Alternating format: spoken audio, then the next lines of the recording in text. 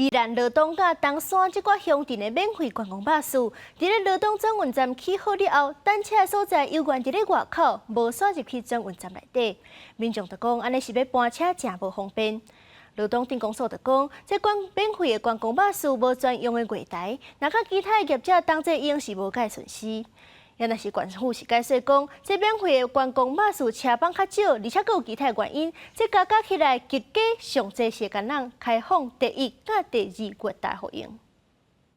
公所免费巴士到站，民众落车了要去罗东转运站，再赶大包细包过车路。伫转运站内面，各度客运落车了，也无法度直接坐免费巴士，再个行出去站外坐，真无方便。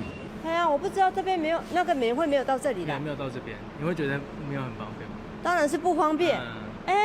那我们就我们怎么走出去？有民众到转运站才知讲，只间会当坐5个乡公所的免费巴士，若要坐东川乡甲罗东镇的，一关出站。所有面带证书免费巴士拢入去转运站载客。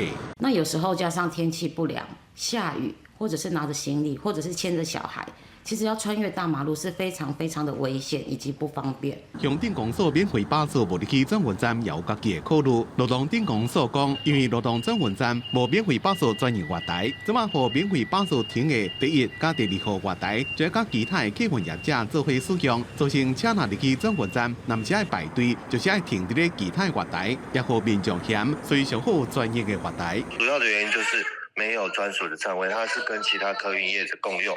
那所以现在5节进去，他都要跟其他客运业者在排队。请各乡镇市公所将免费巴士进驻停靠在第1号月台跟第2号月台。那这个部分我们希望各乡镇的免费巴士依照县政府这样的规划来进行。县政府讲，各公所免费巴士到转运站载人客，唔免租金，车帮也无多，所以只能提供1、2号月台。而且现有的免费巴士停靠站是伫咧车流量较大的公营路，会影响交通，所以也是希望公所免费巴士会让驶入去转运站停，互民众坐车较方便，也互交通较顺。记者综合报道。